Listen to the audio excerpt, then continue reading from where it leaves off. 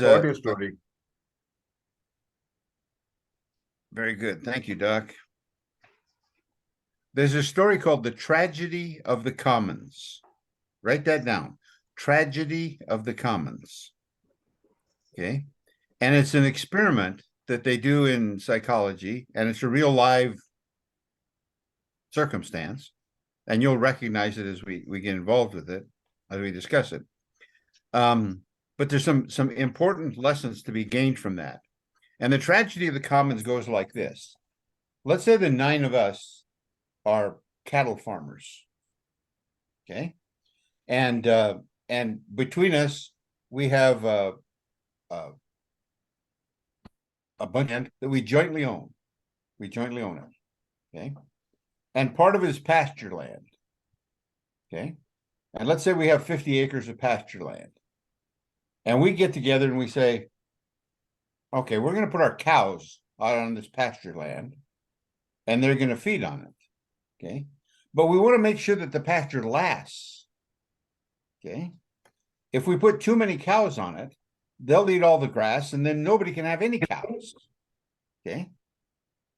But so what's the number of cows? So we get together and we do a little bit of math, and we're pretty good at that. And we say, okay, everybody can have 100 cows. Okay. So we agree upon that. Okay. So we all put our mark on our 100 cows and we send them out in this pasture, and the pasture is common. It's a common area.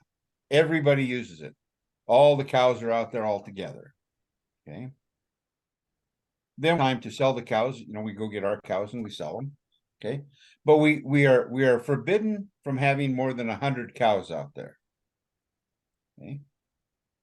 But then one day, Raj Kumar's daughter turns 17 and she wants a car. And so Raj Kumar says, I can't pay for a car with my 100 cows. But if I had 110, I could pay for that. Okay. So Raj Kumar goes out and buys 10 more cows and puts them out in the commons. Well, nobody can tell that that's happened. It's 50 acres. It's a great big space. But now Raj Kumar has 110 cows out there. Well, then Bhupesh, who also wants to buy his daughter a car, says, how could Raj Kumar afford it? And I can't. And so Bhupesh goes out there and he counts the cows and he says, that son of a gun Raj Kumar put extra cows out there. So I'm going to put extra cows so I can buy my daughter a car. So Bhupesh puts 10 more cows out there. Okay. And then Nitin Patel says, wait a minute.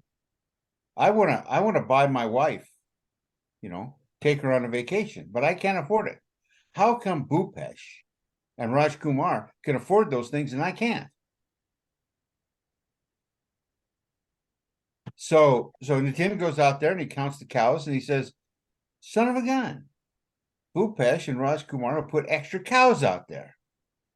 And they're doing things for their family that I can't do. That's not fair. So what does Nitin do? He puts 20 cows out there. Okay. Okay. Well, very soon we have so many cows that what happens? The whole pasture gets overgrazed and everybody's cows die. Okay. Do you understand the mechanism? Okay. And so how would you characterize the mechanism that causes that?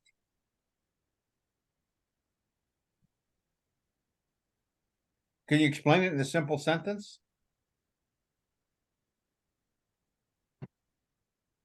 Well, what's the general, what's happening to the individuals that causes them to want to do that? Pardon? They're more failure? System failure? They think only centered around them, not look at the holistic. Yes. If you wanted to say it in a word, you'd say it's greed. They're greedy. Okay. Greed, yes. If you wanted to say it in a simple phrase, you would say they're putting their personal objectives in front of the group's objectives. Mm-hmm.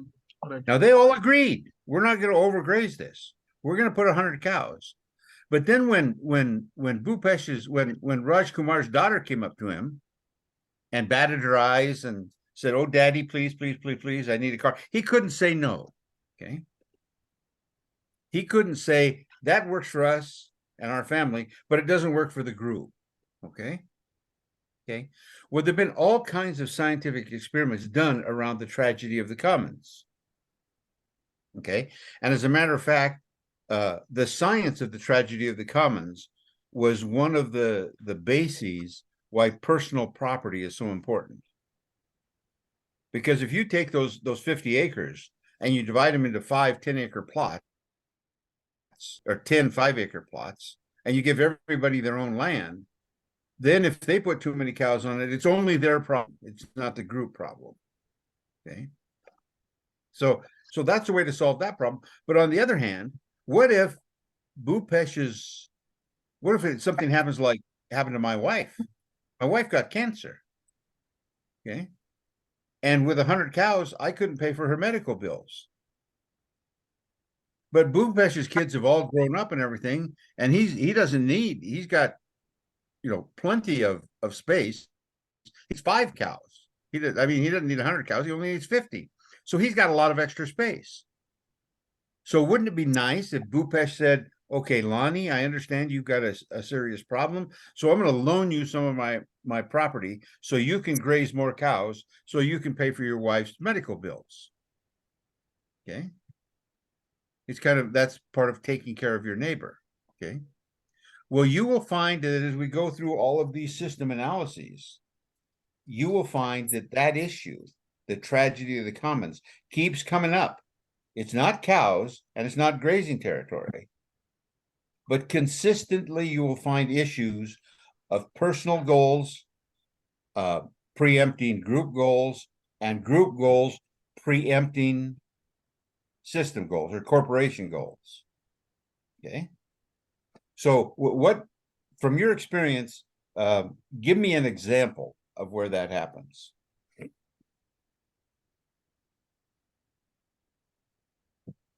In your real life experience at work.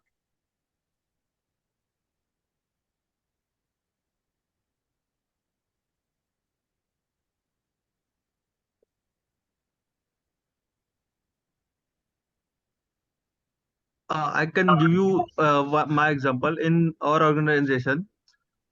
Say if there are 3 functional department, one is production, second is quality, and third is the stores department. So for taking any decision, people in every function thinks with respect to their department only. But on the contrary, the decision should be taken as a considering better decision for the complete organization. Or decision should not be based only like it should be a win-win situation for all, but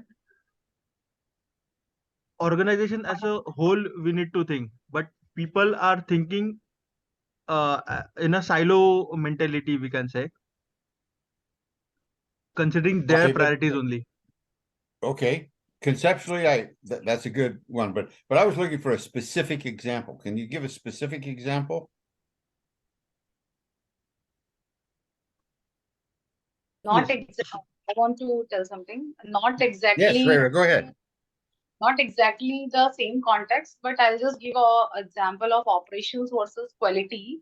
Like operations, people think that they want to lower the cost by optimizing the resources, by cutting down certain quality aspects from the process. In the hospital healthy perspective if I talk. But ultimately, what happens if we go for a further optimization in certain process, it directly impacts to the quality which we deliver. So that is one thing which is the goal of operations people, that they have to optimize the resources and cut down the cost. But it is individually they are looking for. As a holistic, they are compromising quality, and for long run we are also losing our patients trust is going, like we could not able to give them better quality care. So for long run it is impacting whole organization. So that is one thing which I can add on this. Okay, thank you. Good. Anybody else? Lonnie, one of my client is a brewery. Now in brewery, what happens? There are multiple functions. The stores who is supplying empty bottles to the production. There's another beer manufacturing department, okay, who is supplying beer to the production. So production being in the center, okay. Now, if the stores, the logistic department, okay, if given a choice, he would like to give a new bottle, fresh bottles, which is very expensive compared to the old reused bottle. Okay. And the beer manufacturing department is more concerned about its own department's efficiency. Okay. At the cost of not sending beer on time to the production, okay, it affects the entire operation.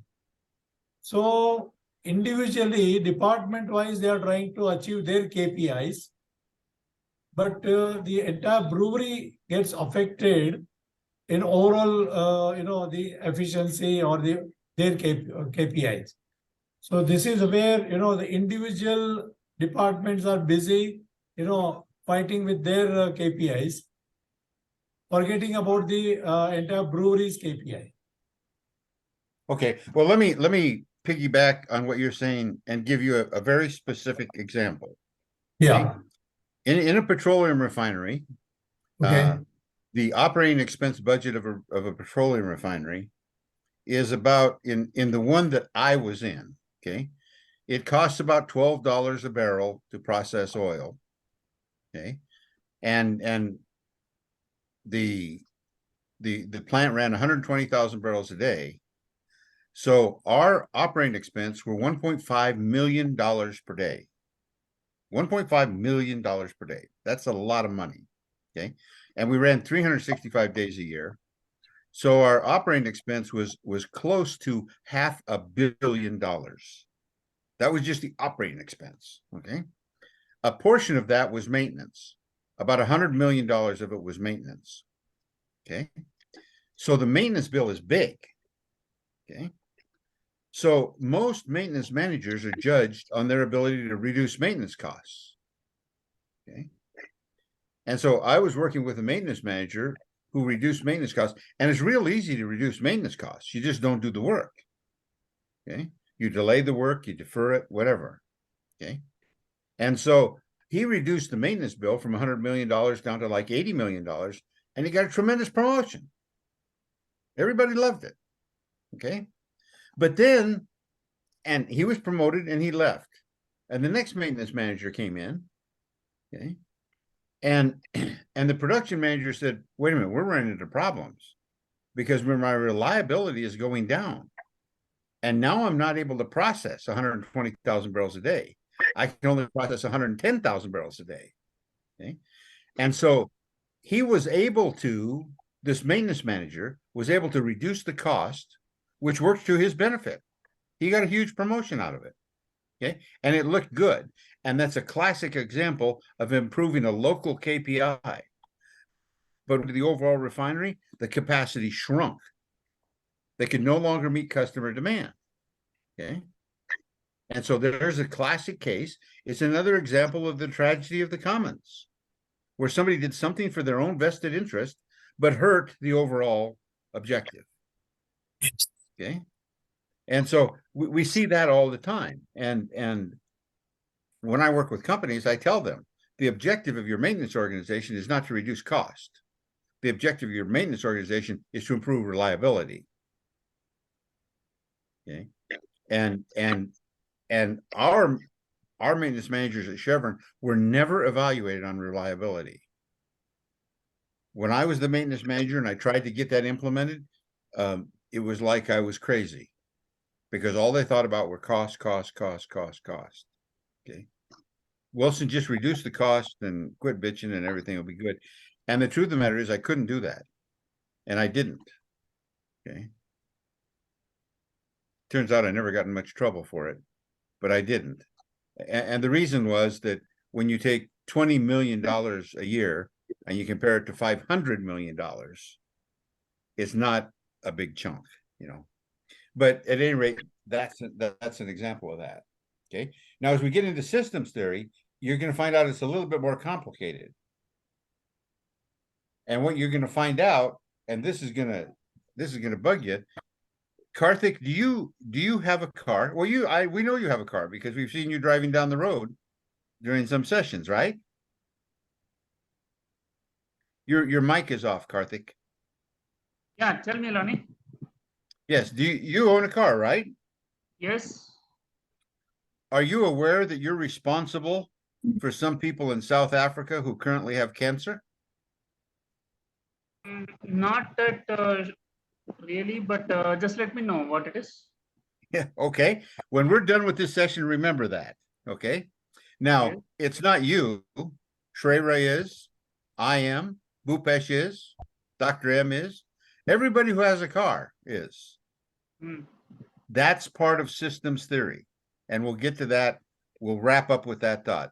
So before we leave, remind me to talk about that, okay? Okay. Okay. Okay. So let's drop in, let's dive into systems theory. Okay.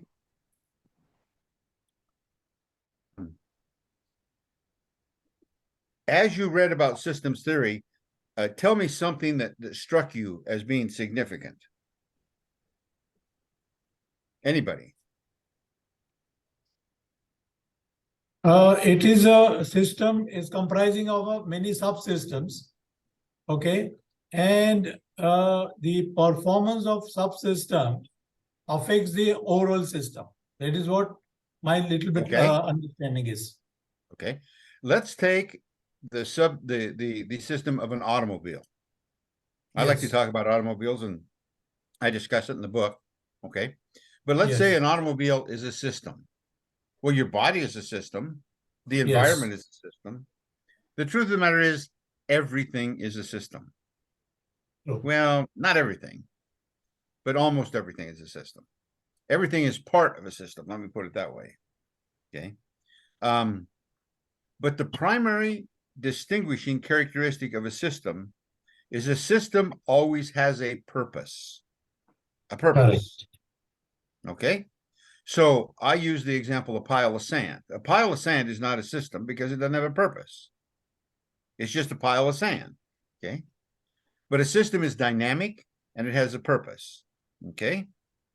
So what's the purpose of an automobile? To move from place A to place B. Okay. Transport. Yes. Okay. Now let's go into another topic. I talked about the topic of POSIWID. You recall that? POSWID? Yes. The purpose of a system is what it does. Yes. Okay. Now, if the purpose of an automobile is to get from point A to point B, let me ask you this, Bhupesh. What kind of how much did you pay for your car? Let me be personal. It was about 8 lakhs. 800,000. Okay.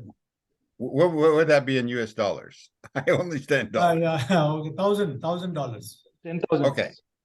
Okay. My car cost $30,000. And if I were going to buy a Lexus, it would cost $100,000. Okay. Yes. Now, if the purpose of a car is to get from point A to point B, why would somebody pay a couple $1,000s for a car? Somebody else pay $30,000 for a car, and somebody else pay $100,000 for a car. Yes, then there are multiple purpose attached to it. Transport is a basic purpose. Okay. Apart from transport, there are other purposes. Somebody wants more comfort. Somebody wants more safety.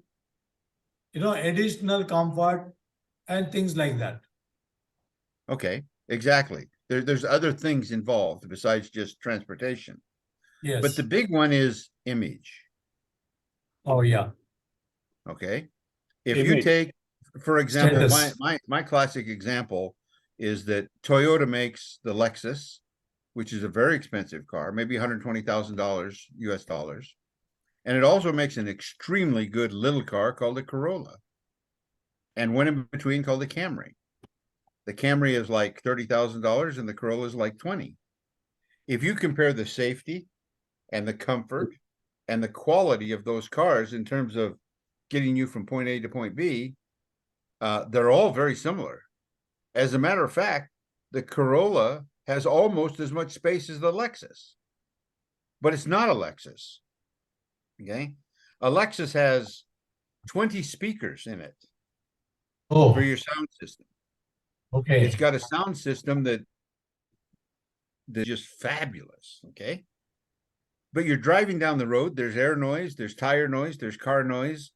And I don't know why anybody would pay so much money for a sound system when there's all this other noise in the background. Okay. But they do. Okay. And they say they're buying the sound system, they say they're buying the comfort, and they say they're buying this, but really, I think they're buying the image. They're buying the image of having a Lexus. They're buying the image of looking like they're affluent.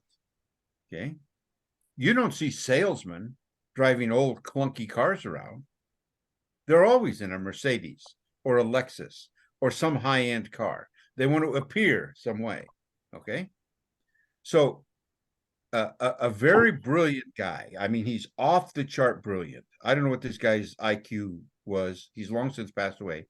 His name is Stafford Beer. Stafford Beer. And I believe he's English. Okay. But he came up with this concept called POSIWID, which is the purpose of a system. It does. Okay. So the purpose of the automobile system for some people is to create an image. They could get from point A to point B a lot of different ways.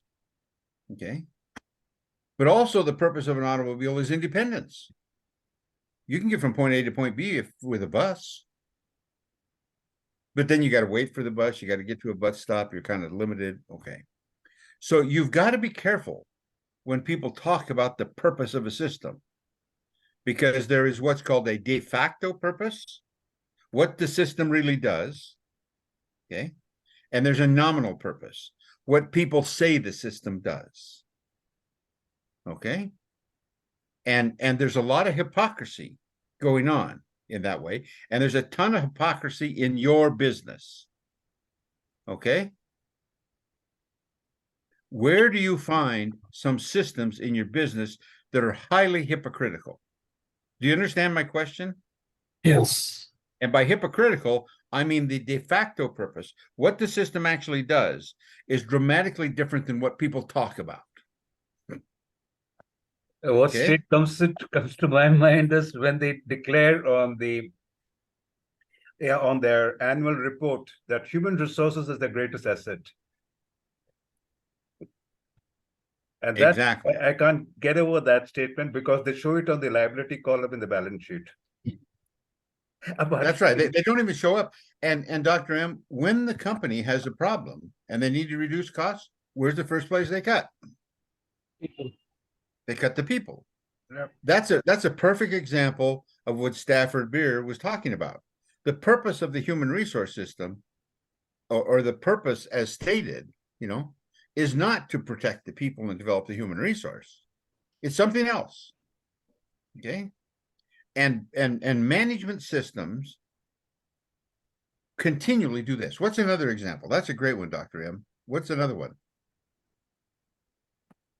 I think Shreya quoted an excellent one too. Say some more.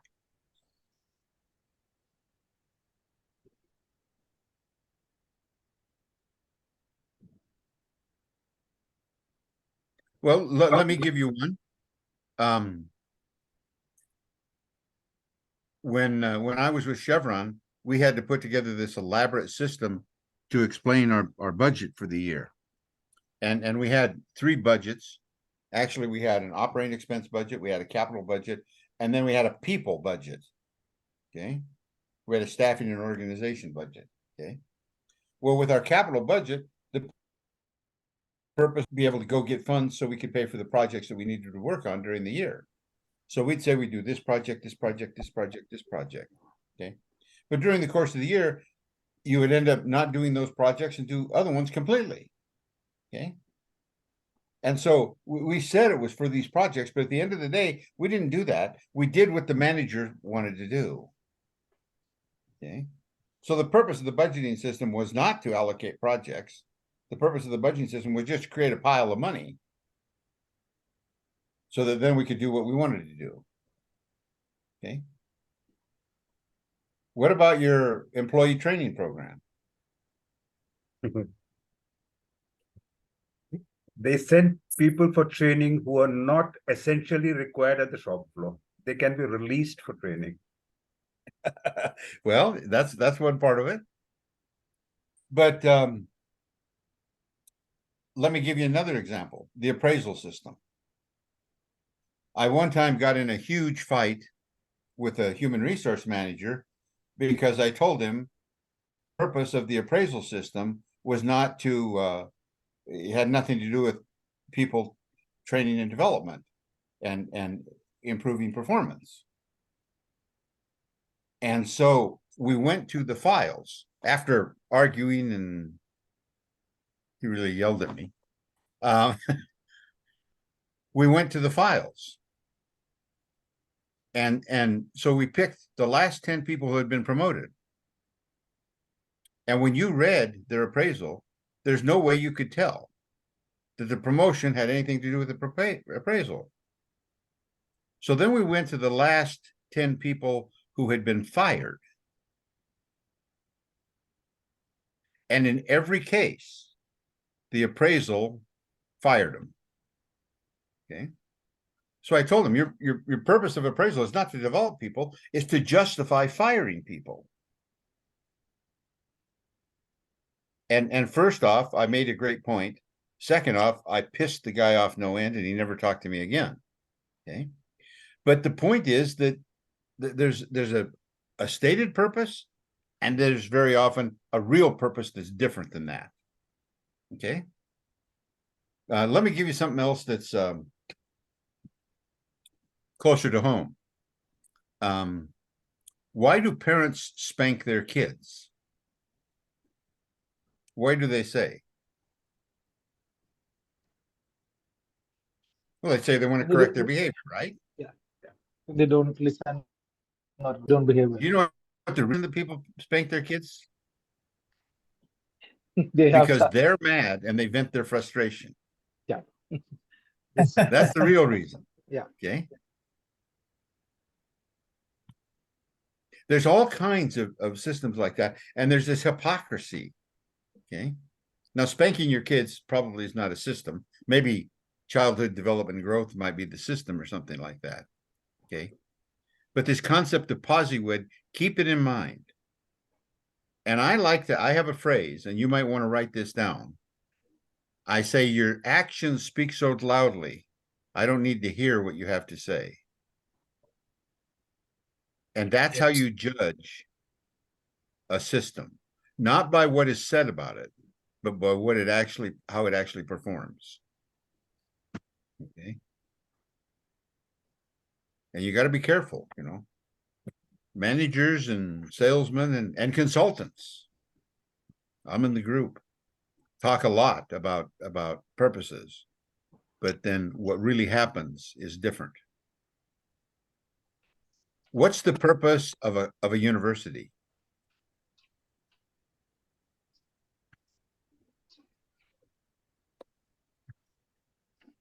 produce scholars. Pardon? To produce scholars. To produce what? Good people, scholars. Oh, scholars. Okay. Okay. Who agrees with Raj and who disagrees with Raj? Let me ask you this. How do you measure that?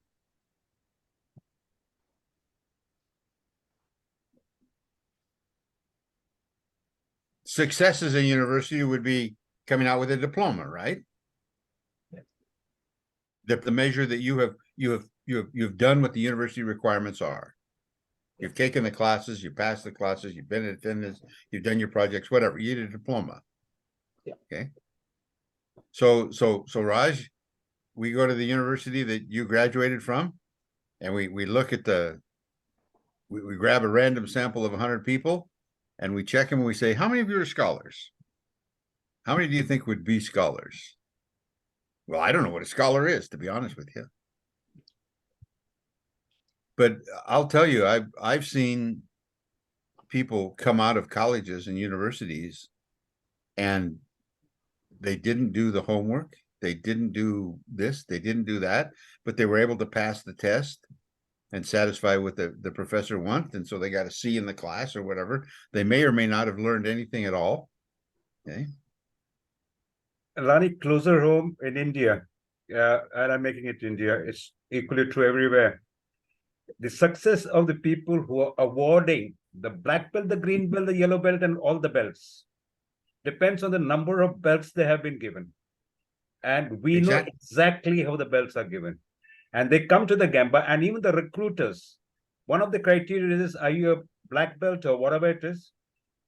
And then we know how they get the black belts. There are black belts who have not done a single project. But the organization that gives it has got a very high reputation, and they do it free of cost, incidentally. Yeah. Okay. Let me ask you then. Let's look at that, and let's say the system is Six Sigma education. Okay. The measure of success is getting a black belt. Okay. So that's the measure of success. Well, what's the stated purpose of getting that black belt? Well, let me give you one that I think, at least it should be, is that you have the ability to solve a broad range of business problems. You're a good problem solver. The black belt stated purpose means, okay, I've got a black belt, therefore I can solve problems for you. That's kind of the stated purpose. Maybe there's a better way of stating it, but in a general term, is that the group? Yes. Okay. Well, if we believe what Dr. M says, and you should, those people may or may not have any skills at all. You have no way of knowing. All you know is they passed the certification exam and got the black belt. True. Okay. I will tell you what I think the stated purpose, the real purpose, the de facto purpose of getting a black belt is so you can put it on your resume and impress somebody else. Yes. Yeah. I think that's the real purpose. So there's a stated purpose, which is to become a good problem solver. Okay. And the truth of the matter is, if you have a good teacher and you put in the effort, you will become a better problem solver if you go through and seriously study it. But the weakness is you can still pass the certification exam without doing that. Okay. So having this knowledge and this information and this teaching and this training and this background is what we call a necessary condition to meet the aim of the purpose. But it is not a sufficient condition. It's necessary, but not sufficient. Okay. But in every case, once you get that black belt certification and you put all those initials after your name, LSSBB or whatever the hell it is, you know, all of a sudden you have a new level of expertise as perceived by others.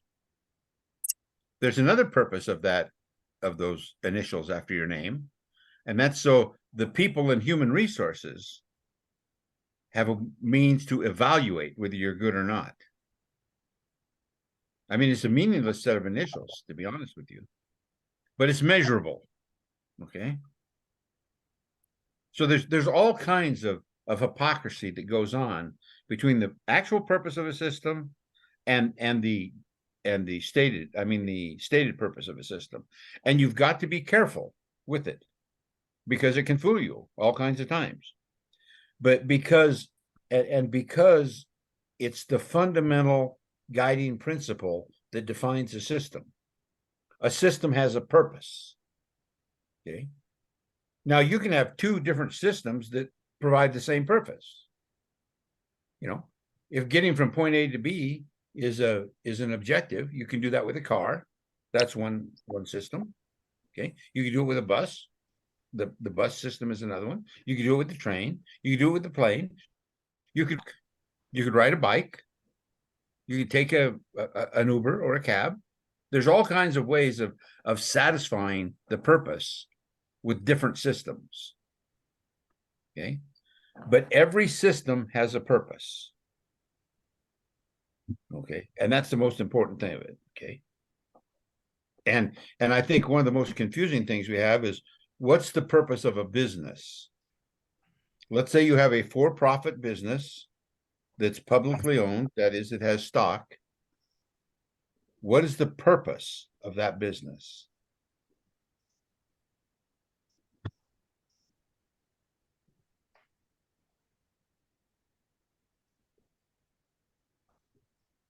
To make more money or profit. Okay, that's very often a stated purpose. Okay, To take care of the stakeholders, the investors and all. okay.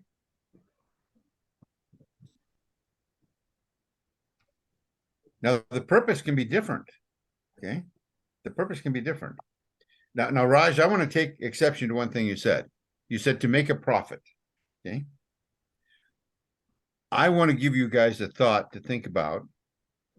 I don't want to cultivate it here because it covers a lot of ground. But that is, when they say the purpose of a business is to make money, the purpose of a business is to create profit. I do not think profit is a result. Profit is a means. It is not a result. For everything that you do, there's a result and there's a means. Okay. Because if the purpose of a business were to make money, then the last thing you would have would be a big pile of cash. It would sit there. Yeah. And what would you do with that cash? Money has no value except to do something else. We've lost sight of that. Money itself, put $200 in your pocket and then go hiking in the woods. And you're 200 miles from civilization. What are you going to do with that money? Nothing. What purpose does it have? The only purpose is you could use it to start a fire. Yeah. Money, cash, profits, all of those things are means to an end. Okay. With the profits, you might give money to your stockholders, invest some of that money. Okay. You might give some to a charity. Okay. But the money itself is a means. It's not a result. Respect. So any corporation's job, when they say our job is to get to 14% return on investment, they're lost. They're completely lost. Because that's not their purpose. Their purpose may be to get 14% return on investment so they can reinvest and survive. Yep. Okay.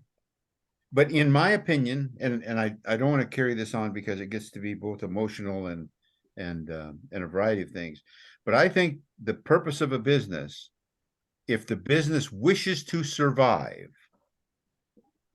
is to provide a societal need. To provide a need for society.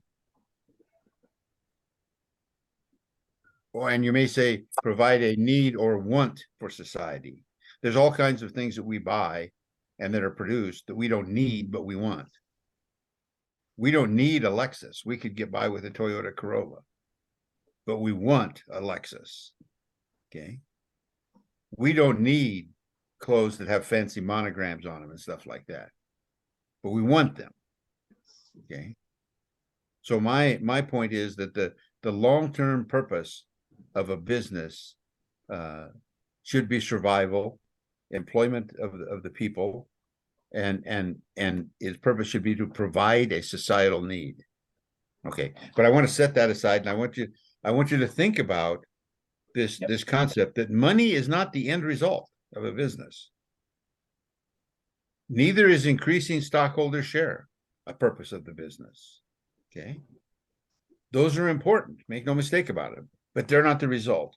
They're a means to something else. Okay. Absolutely. Got it. a means to something else. Okay. And I think the loss of that understanding creates all kinds of problems for us as we talk about businesses and stuff. Okay, let's get back into systems. A system has a purpose. In the writings, I listed 9 characteristics of a system.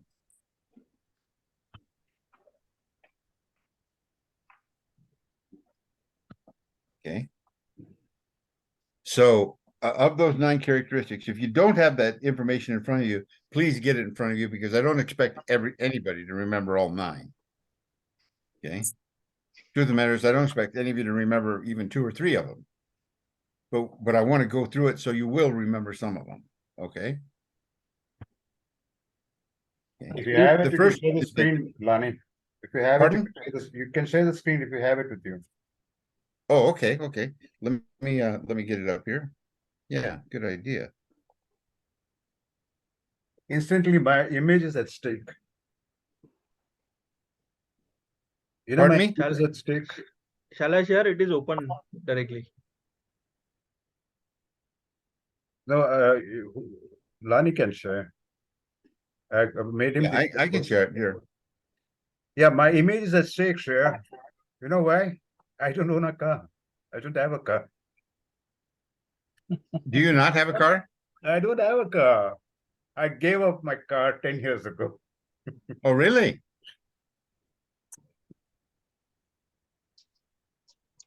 My Then image Dr. M is- is not going to be a part of the problem which Lonnie is No. going to solve. I'm getting it recorded. So No. my Lonnie image is wants at to say stake. something at the end of this session about whoever is having a car, they are a part of a problem or causing some problems. No. We go back to the system. Go on.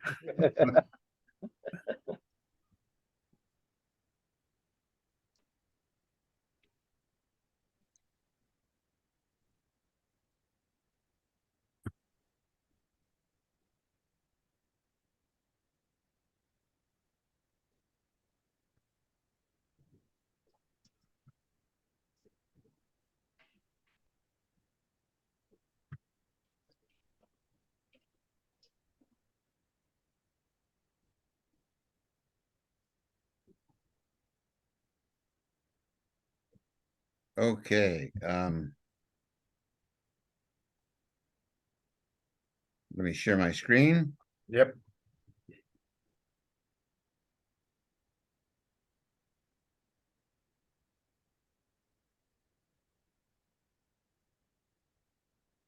Okay. The things that exist within a system we call the elements. Okay. And elements are very loosely defined. Anything can be an element. Okay. Actually, sometimes you call them subsystems. Okay. The classic discussion is there's a system, a subsystem, and the subsystem is made of either subsystems or elements. Okay. But they're not clearly defined. It's just like the definition between strategy, tactics, and skills. Okay. But let's talk about an automobile. Okay. Here, each element, and let's say the automobile has an engine, a transmission, a rear end, a computer, a fuel system, an ignition system. It is all kinds of things. Okay. But each element affects the behavior of the entire system. Okay. Okay. So would somebody like to explain that in simple terms about an automobile? What does that mean relative to an automobile? They are interdependent. I mean, although they are functioning individually, independently, but they are interdependent for entire automobile. Okay, but what's the expected behavior of the entire system? What do you want the car to do?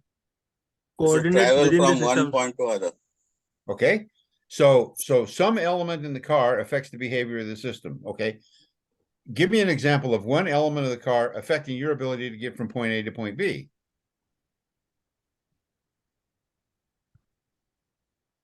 Oh, flat. Okay, so if you have a flat tire, you can't get from point A to point B.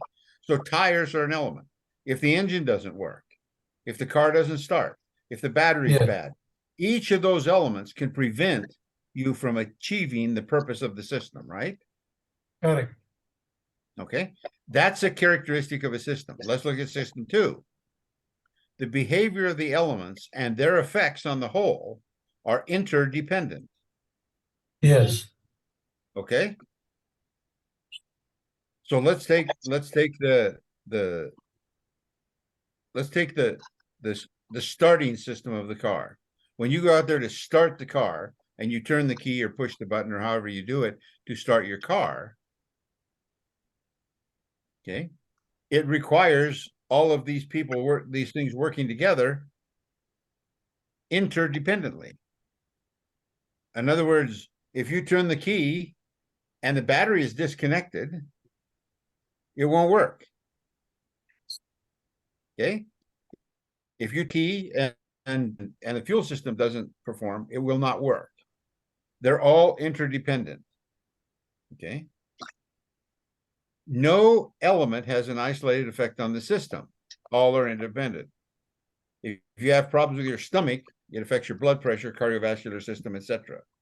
Okay, so they're all interdependent. Okay, you can have a problem with your tires. Okay, let's say instead of your tires going flat, your tire is low. What effect on the system does that have? What's going to happen if you have low tire pressure in your car? It cannot go fast. It will be very, very slow. Yeah, it will be slow. The steering will be tough. Your gas mileage will drop. Yeah. All kinds of things happen just because your tire pressure is low. Yes. So the behavior of the elements and their effects on the whole are interdependent. Okay, are interdependent. Okay, so let's move on. Number 3.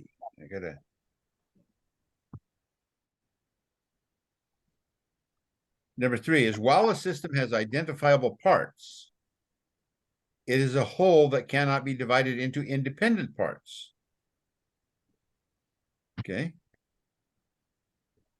In other words, somebody want to explain that?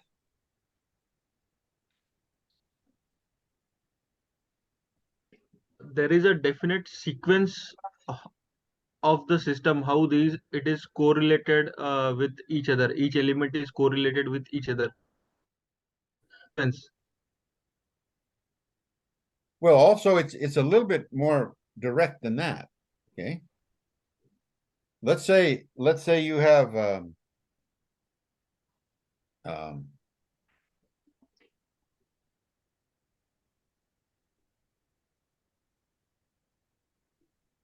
let's say you have a dining room table. Somebody sends you a dining room table, okay, and you have to construct it. Okay. And there's the top of the table, and there's some nuts and bolts to connect the legs together and that type of stuff. Okay. If you take all of those pieces and set them out on the floor, you don't have a table. You have legs and a top and screws and connectors and that type of stuff. Well, what's the purpose of the table?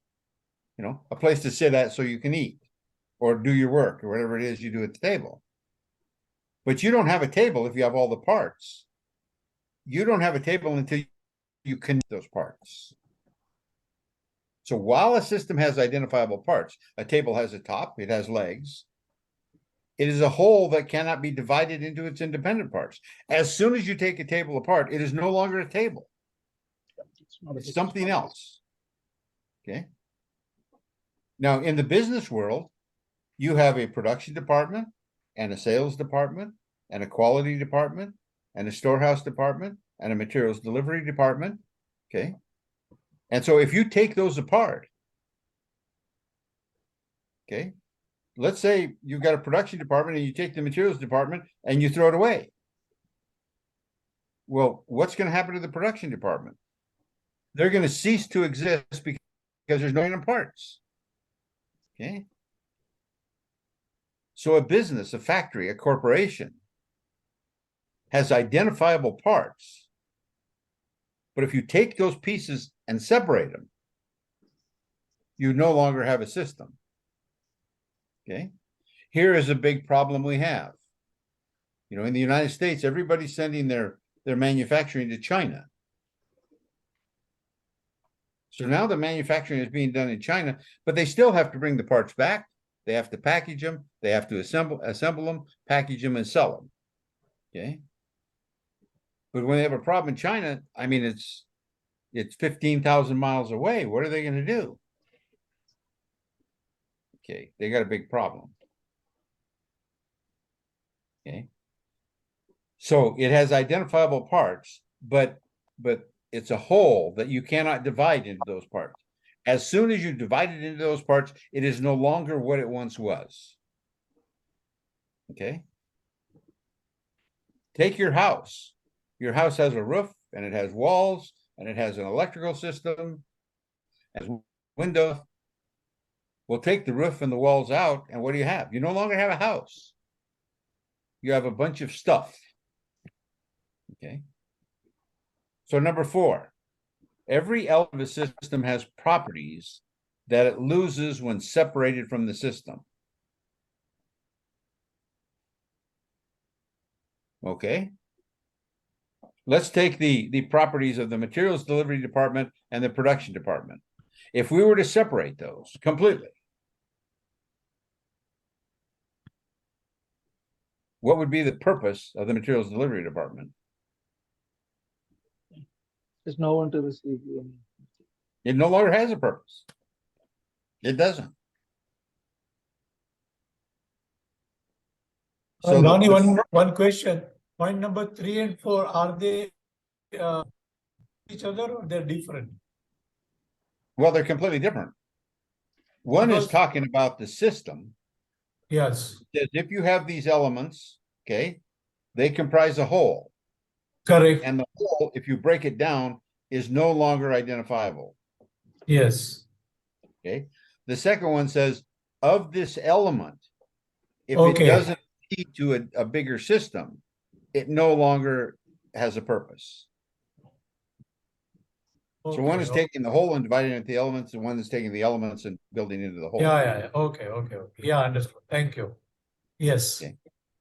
And you know, like for example, you know, Analysis and synthesis. take this tire and put it on your car, okay, and it will allow the car to move.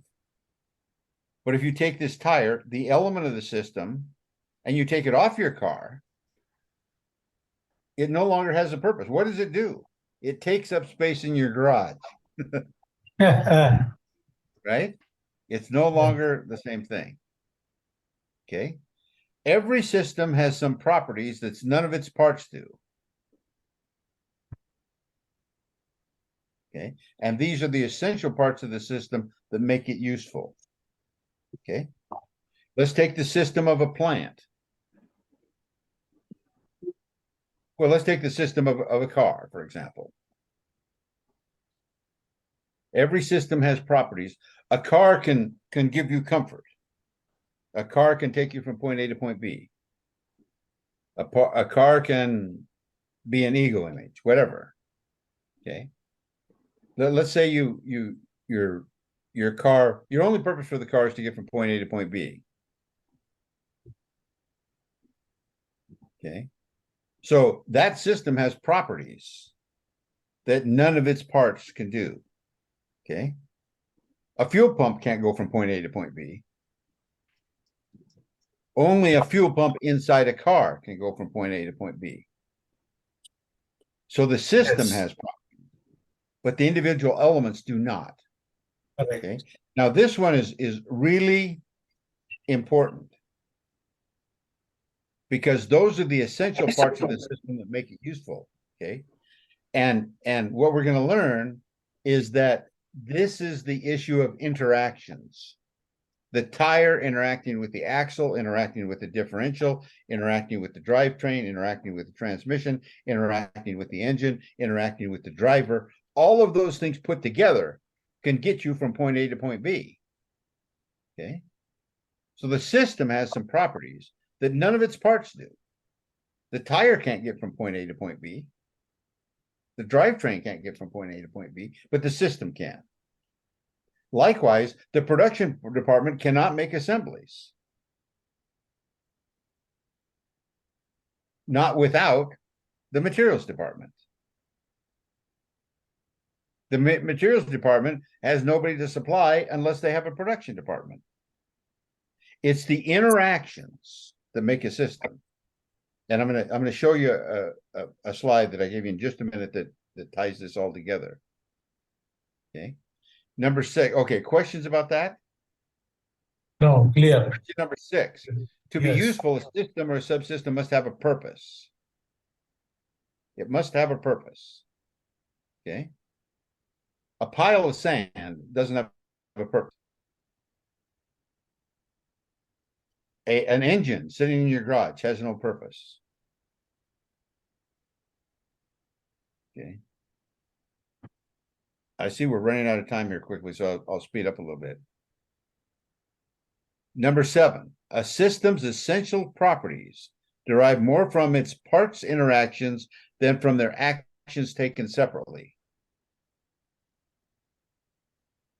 Okay. A system's essential properties, the purpose of a factory is a system, derived from its parts interactions more from the actions taken separately. Okay. In other words, purchasing has to interact with production, has to interact with engineering, has to interact with quality to make it work, because the purpose of a factory is to supply good parts on time. You need all of these systems working together. Okay. Number 8, therefore, a system loses its essential properties when it's taken apart. The essential properties of a car to get you from point A to point B, whatever, protect you from the weather. Take the car apart, it won't do that. Okay. And here is the catch. And most people read this and don't understand it.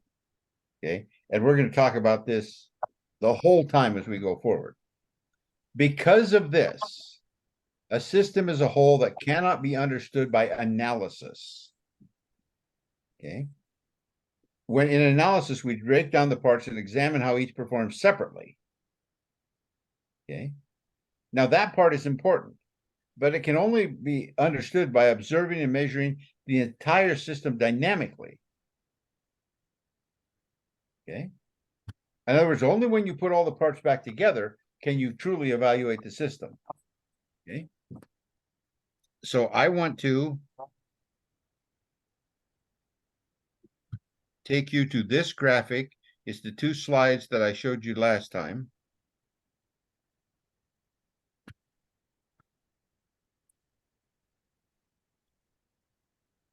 Let me see.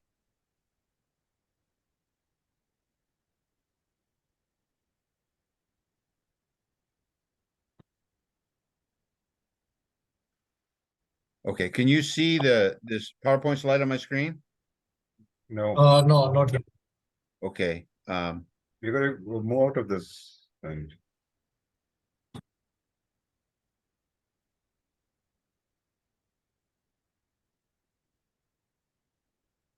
Now can you see the screen? yeah, Yes. Okay. Let me put it in slideshow mode so it's nice and big.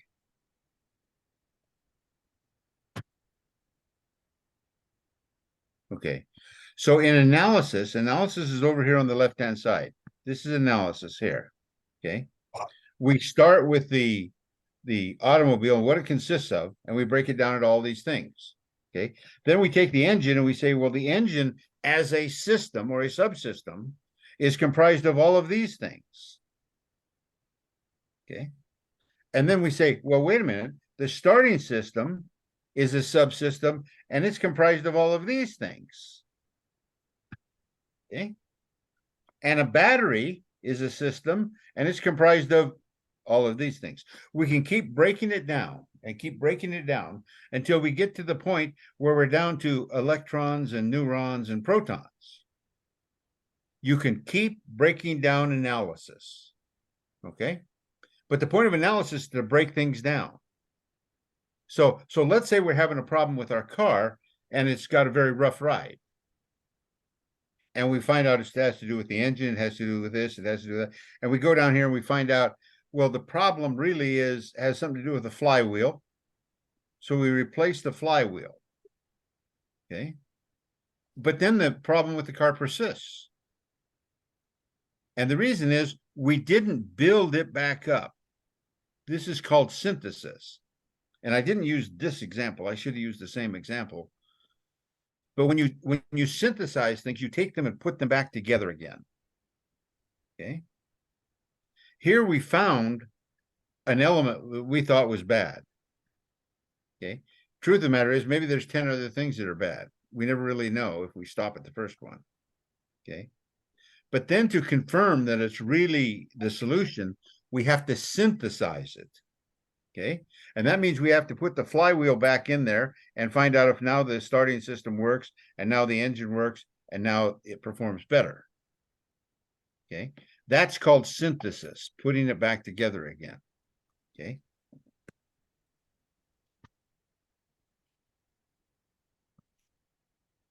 These two things put together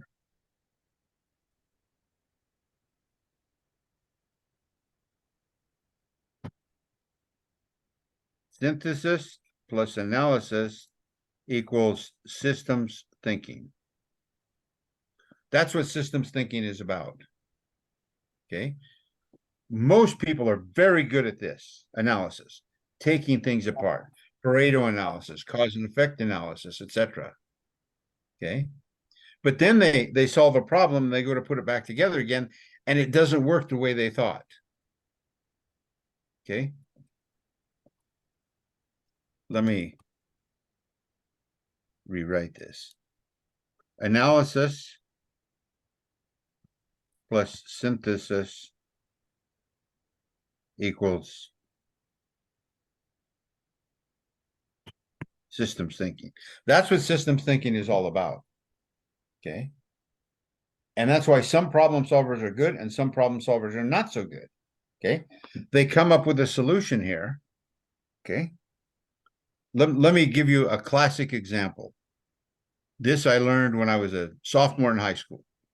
Okay. A friend of mine car was burning a lot of oil. And his dad said, well, you have to redo the valves. Okay. So he took his car up to the auto shop at the high school. They had a class, and we were able to use the tools there. Okay. So we took his engine apart. We took the heads off. We redid all the valves. Okay. Put in new valves, redid the seats, etc. Put the engine back in, and it still burned oil. It still burned a lot of oil. Okay. And the reason being that the valves go through a connection, and you have to replace those inserts as well. If you don't replace those inserts, okay, then the oil leaks by there. Now, what happened is first the oil leaks by the valves because that's the easiest place for it to go. But then when you close that up, then it leaks by the valve stems. Okay. And so he was able to find the problem. But then when he put it together, he didn't think about the whole system and what's going to happen. Okay. Where are examples where we are good at analysis, but bad at synthesis? Anybody? There's a million of them in the world of human interactions. Well, let's say you've got a factory, okay, and you need to improve production. Okay. All of a sudden, demand goes up 20%. Well, you say, that's no problem. We'll just have everybody work 20% more. Simple solution, right? But what very often happens?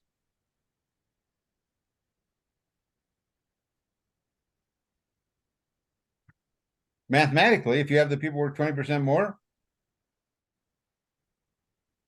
you're going to get 20% more production, right? Yeah. But what also can happen? Production can go down. Say it again, Raj. I didn't hear you. It may sometimes go down also. Okay, I still didn't understand you. I'm sorry, I can't understand. No, I said just because adding people, it doesn't mean that production would increase. Sometimes it may go down also. from the Okay, system. well, let's say the production does increase 20%. Let's say that happens. What happens to the people? Now maybe they get tired. Yep. Okay, and maybe you don't really get 20% production, or maybe you get defects.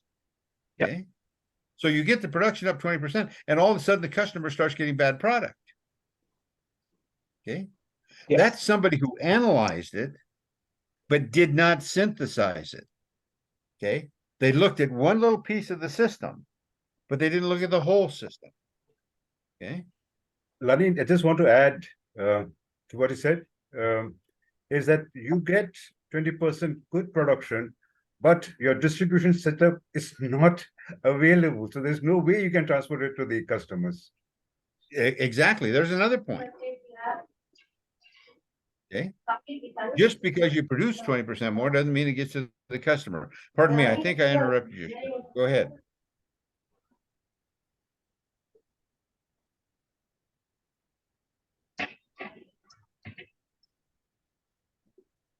Okay, I was talking there. Who was it? Shreyra? I think probably background noise from my side. My daughter was talking. Okay. But this is the concept of synthesis and analysis. Okay. I need to understand more about synthesis, Lonnie. Can you give one more example? Okay. Sure. I will try one live example, Lonnie. What happens is in my place where we have cash flow issues, so we wanted we could not pay to the suppliers on time. So somebody decided that the payment terms is 60 days, then they were late. Like we will start paying in 90 days or 150 days, kind of thing. So end of the day, what happens is the suppliers increase the prices. So somebody was trying to not to pay supplier on time so that they can manage cash, but it ended up in increasing the cost of your product. Yeah. I can give you a classic example here in El Paso. El Paso is a rapidly growing town. And so the electric company did an analysis, and they found out that based on the growth of the company, they were going to have to spend millions and millions and millions of dollars on extra electrical generating capacity. Okay. So while they were building this generating capacity, it takes like 10 years to put in one of these plants. Okay. Since the supply of electricity was fixed and the demand went up, what happened to the price? Well, the price went up. Well, as soon as the price went up, people said, holy crap, I don't want to do that.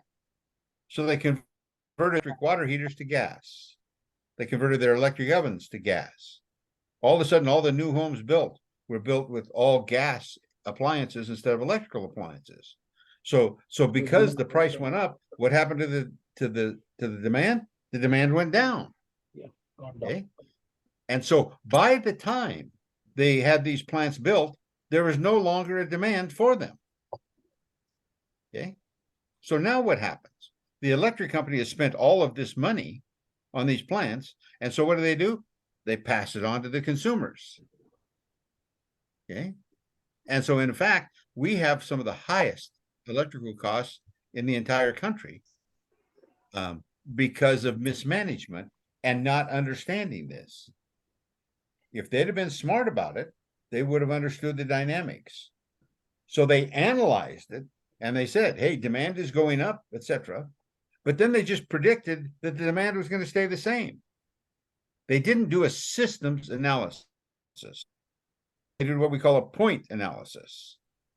And then they extrapolated that point into the future as if nothing else is going to change. You see this all the time in economic analyses. Okay. There's dynamics that are going on all the time that are changing. Okay.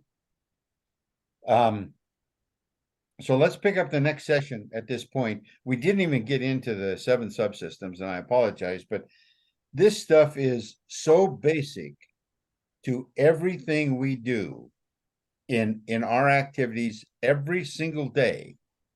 I wanted to make sure that we had a good foundation in it. So I apologize for taking extra time on it. I hope it's worthwhile. It's worthwhile. So Yes. before I leave, that's my first question. Was it worthwhile going through this in this detail? Definitely, yes. Yes, Lonnie. Yeah, it Yes, was Lonnie, it was required. worthwhile. Yes, very Yeah, much. it requires Very this much. much discussion. Yes. Okay, now let me tell you what the danger of this is.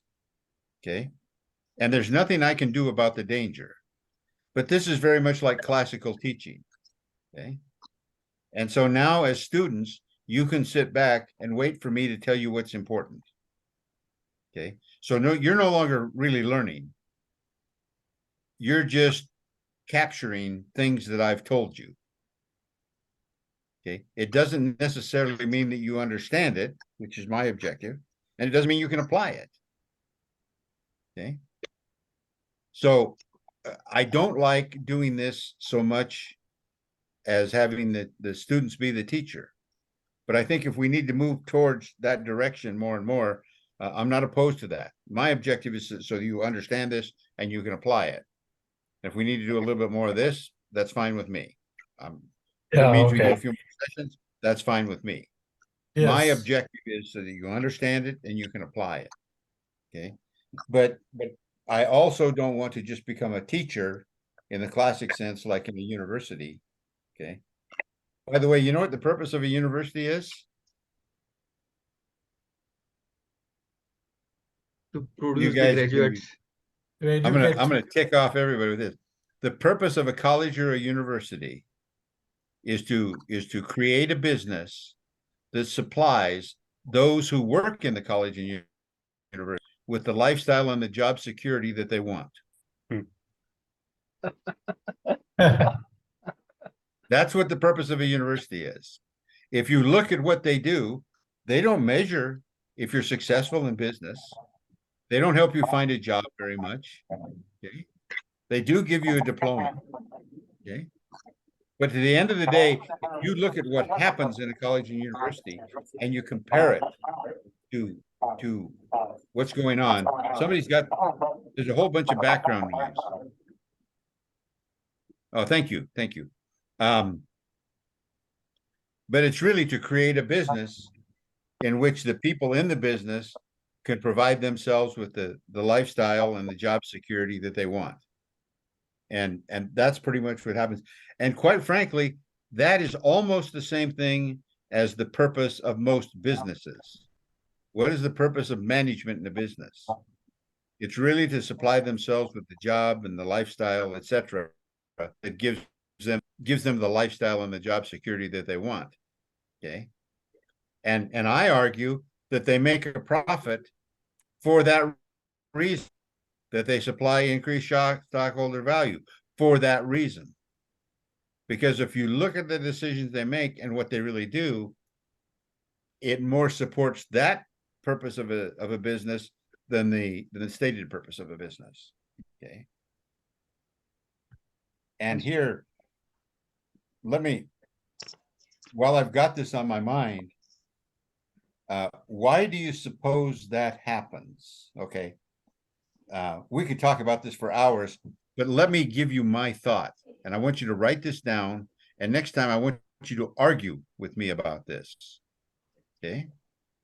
The reason managers make the decisions that they do is to create the lifestyle and the job security that they want. Okay. And they are able to do this because they have the power to do it. Okay.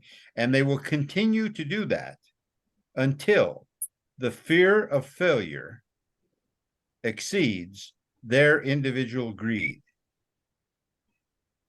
Until the fear of failure exceeds their individual greed. In other words, if a guy is a CEO of a corporation and the corporation goes broke, does he go broke? Yeah. Almost No. never does the CEO go broke. He gets a golden parachute. He goes out with millions of dollars. Yeah. And what does he do? He goes and finds another job, Another company. another corporation. So in effect, when the managers get to that high level, they literally never fail. They, for the most part, they keep that. The only time that they really, in a general sense, the only time that they really suffer is when they get ousted for legal reasons. If they break the law, if they get involved in illegal activities, then they're in trouble. But if they make a whole bunch of lousy decisions and their corporation goes broke, they land as a CEO of another corporation somewhere else. Correct. So they continue to be able to supply themselves with the lifestyle and the job security they so want. Okay. And why? Because they don't fail. They don't fail to do that.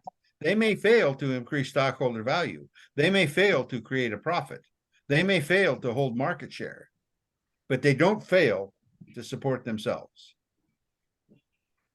Okay, now that's a very skeptical, a very dark view, but I want to lay it out there and just think about it, and maybe we can argue with it about it.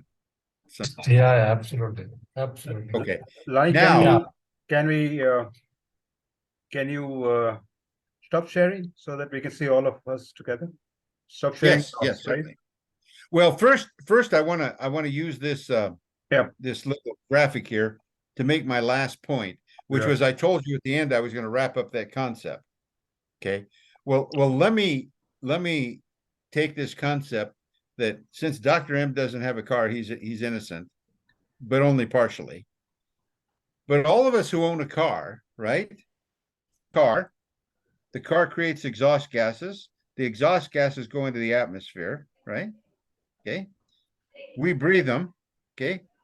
And they create ill health, correct? Yes. Okay.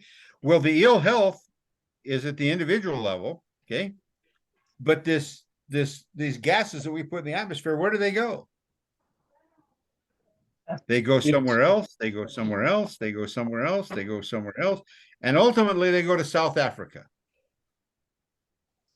Okay. Why? Because the effect that Dr. M has on, or pardon me, Bupesh has on the environment has an effect on the environment outside of his direct area, outside of his city. It has an effect outside of his country. It has an effect outside of his continent. It has an effect everywhere, right? So literally, when we're driving a car in beautiful downtown El Paso, we are harming the health of somebody in India or South Africa or somewhere. Okay. It may be very, very, very, very small. Okay. But that is, think about it, that's the same concept as the tragedy of the commons. It's the same concept. We're thinking about ourselves in our own little world, and we say it doesn't affect the rest of the world, but it does. Okay. And I don't know if you've ever studied chaos theory, but in chaos theory, they say that when a butterfly flaps his wings in Dallas, Texas, ultimately that'll cause a tornado, not a tornado, a hurricane in the Atlantic Ocean. Why? Because he flaps his wings, it creates a little wind current. The wind current creates something else. It creates more wind current. That wind current changes the atmospheric conditions. The atmospheric conditions change, and pretty soon you have a hurricane in the Atlantic. Okay.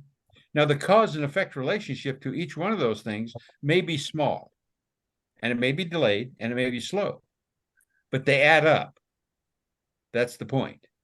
And that's what the environmentalists talk about. And we're starting to see it. We're seeing the greenhouse effect affect our weather. I mean, there were people that were talking about this 50 years ago, and nobody was listening to them. But if you understand systems theory, you can understand it. Okay. The same thing happens with the fish in the ocean. You know, people can go take all the fish out of the ocean, but what impact does it have? If you open the ocean, pretty soon there's no more fish in that area for you to get. Okay. The same is cutting down the trees. Okay. Okay. And the same is true at the human element as well as physical elements. Okay. So this concept of the tragedy of the commons is not just about cows and grazing land. It's about how we think and how things work together and how we can easily miss the overall picture because of our individual needs and desires. Okay. Now, I don't mean to say you should quit driving your car because some guy in South Africa got cancer. Okay. That's not my point. No, actually, My point is to recognize that those things happen. Actually, after you gave that example, Karthik went out to South Africa. He's not there.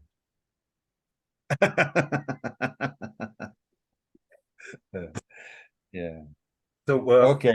the Okay. next Saturday, how would you like the session to go ahead? You want it in this tutorial manner, or we can study it and come and share with Lonnie, and you got the engagement loop, you got the disengagement loop. This is very clear. If you take time to read it after what inputs Lonnie has given us today, it will not be difficult for us to understand chapter 7. So, I mean, I'll leave it to you.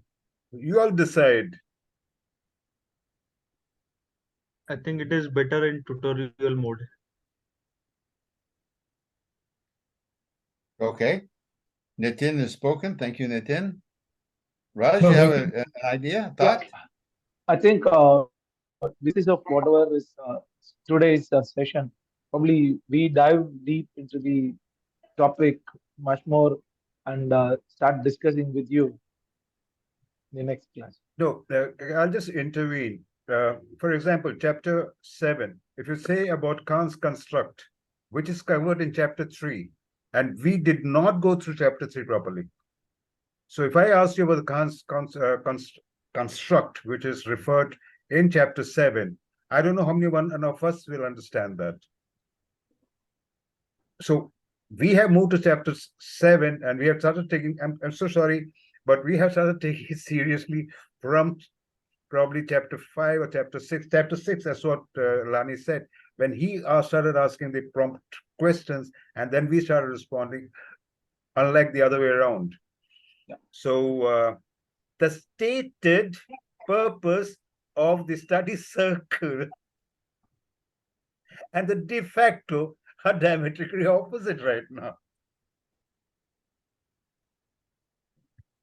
So I will leave it to you. In any case, you all are the best judge, and We'll ask the opinion of Bhupesh, Shreya, and yeah, I was just thinking, like today we had a tutorial mode where we try to understand, but once we read this chapter, the subsystems and all, we should be able to discuss whatever understanding we have. See, it may be right or wrong. Let Lonnie listen to us, our understanding, and if it is wrong, he can correct it, yeah. isn't it? The Bhupesh says we will share the questions, etc., and our understanding with Lonnie for chapter 7, and the gaps will be filled up by Yes. Lonnie. Nitin, Ganeshan, is that okay with you?